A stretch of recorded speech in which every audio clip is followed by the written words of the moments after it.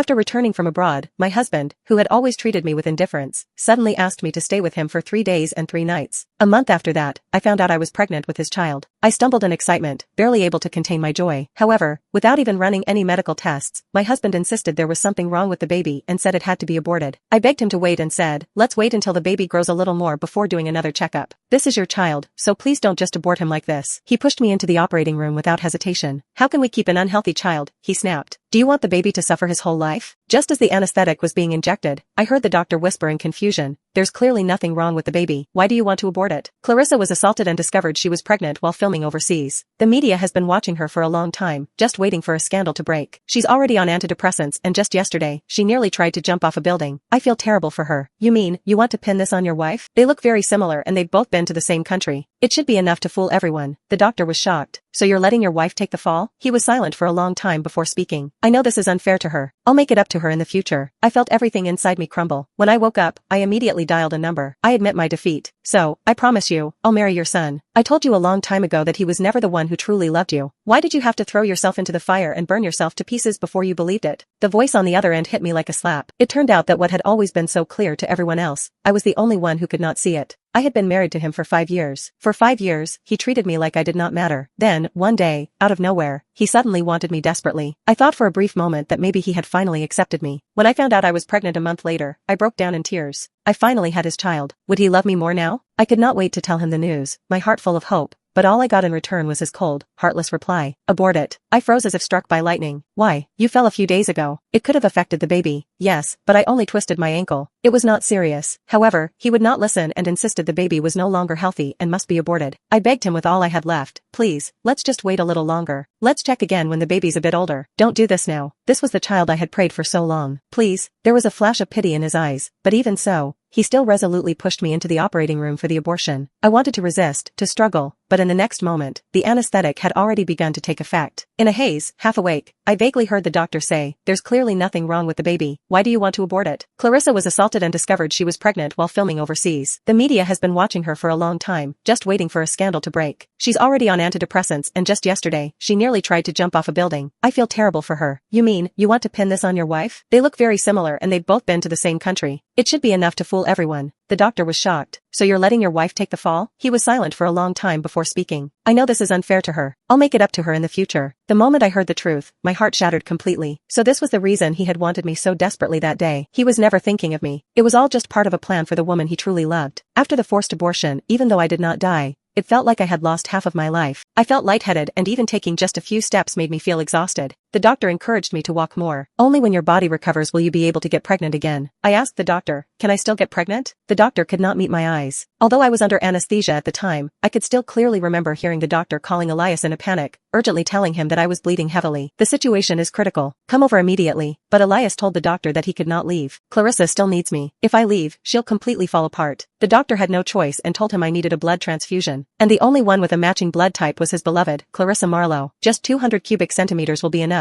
But before the doctor could finish, Elias interrupted. She just had a miscarriage herself. Her body is too weak to handle it. Even though he could clearly hear the monitor beeping, alerting him that my heart rate was dropping, he still hesitated for a moment and said, Clarissa won't be able to endure the process. In the end, I was forced to undergo a complete hysterectomy to get my uterus removed. From that moment on, I lost the very right to be a mother. The doctor sighed and advised me gently to take things more lightly. You have another checkup today. Go on, hurry up. He led me away. I followed him in a daze. Just as we passed the next room, I suddenly heard a familiar voice. I turned my head abruptly and saw Elias softly feeding his precious one water and medicine. His eyes were full of endless affection. I think after I came out of the operating room, he never showed up, using the excuse that he was too busy. When he finally came, he just took a quick look and then left. Yet, he had plenty of time to be by her side. My heart felt like it was being gripped by an invisible hand. It hurt so much I could hardly breathe. Elias hugged her gently and said tenderly, I've already handled the media. That issue will never trouble you again. The next moment, a news alert popped up on my phone. It reported that I had been assaulted abroad, became pregnant and was now secretly getting an abortion at the hospital. As I scrolled down, there was a photo of me being wheeled out of the operating room. There was even a document showing the surgical details of a uterine curettage. Everyone began to curse me and spit on me. More extreme fans rushed into the hospital and beat me up. They believed I was the one who destroyed the childhood sweetheart romance between Elias and Clarissa. That's why you got raped. If you hadn't stolen their love, they would have been together long ago. Even God couldn't stand it anymore, so he punished you with this disaster. I was surrounded by people who cursed and condemned me. But I was wronged at that time. That day, the fire alarm in the hotel went off. I rushed out, wrapped in nothing but a bath towel and happened to bump into Elias Hawk. who was sitting directly across from me. The bath towel fell into his arms, and given the angle of the hallway, the scene looked compromising. This moment was captured by a paparazzo and quickly spread all over the internet. Rumors ran wild. They called me a scheming woman who offered her cheap self willingly. There were also reports claiming Elias had betrayed his childhood sweetheart of more than 10 years and had an affair with me. People said all kinds of vile things. As a result, the Hawk Group's stock prices took a sharp hit. To control the damage, the Hawk family forced Elias to marry me, which finally ended the scandal. However, Elias hated me so much that on our wedding day, he cursed me for being shameless. You really used every trick in the book just to marry me. You're such a disgusting woman. Even if you married me, I won't let things go your way. I'll make you feel like an unwanted widow for the rest of your life. On the wedding day, he left me to find Clarissa Marlowe and even sent me a photo of the two of them kissing in a hotel. Suddenly, I became the laughingstock of the whole town. Even now, nothing has changed. Clarissa's fans kept harassing me. During the scuffle, I was pushed into a corner and hit the edge of a table, bleeding profusely. Elias clearly witnessed the entire scene. He saw my embarrassment and helplessness, but he only frowned slightly before helping Clarissa leave. He left me behind to be overwhelmed by crazed fans. At that moment, I was utterly heartbroken. I called someone and said, "You're right. I lost the bet, so it's up to you now. Then marry my son." I responded numbly, "Okay, alright, I'll have that kid come over right away." Not long after, my hospital room was filled with flowers and all kinds of supplements. There was even an entire medical team, and my future husband, whom I had never met even once. When he saw the injury on my forehead, he rushed forward and carefully bandaged it for me. He also told me not to let it touch water for the next few days, otherwise the wound will get inflamed. I asked the man, "Why are you here?" He smiled and said, "You're my future wife. Of course it's my duty to take care of you." Compared to the fact that Elias never showed up, his words made me realize just how foolish I had been. "I know you're not in the best mood right now, so I brought this for you." He handed me a giant stuffed animal. I was stunned before questioning him once again, "Why are you giving me this?" He smiled and said, "Well, if a person really wants to know, then there is so many ways to find out." He personally inspected my room and pointed out that those flowers were not suitable for a hospital ward. "You're allergic to pollen. Smelling them will only make you feel worse. It's better to throw them away." When I heard that, my nose suddenly felt sore for some reason. Those flowers were from Elias. I had told him a long time ago that I was allergic to pollen and could not stand the smell. However, he still sent them anyway. I did not think he forgot. He just simply never remembered anything I said. "Do you think you want to throw them away?" I nodded and said, "I'll do it." Just like the relationship between him and me, it was better to get rid of this completely. So, I threw the flowers out. Elias happened to walk in and saw the scene. He frowned unhappily and said, "Didn't you say you were dying after the procedure? You look fine to me now. You even managed to gather so many people around you." He looked up at my fiancé and asked, "Who's he?" "It has nothing to do with you. Leora Keane, is this who you are now? You think you can talk to me like this?" He stepped forward and grabbed my hand.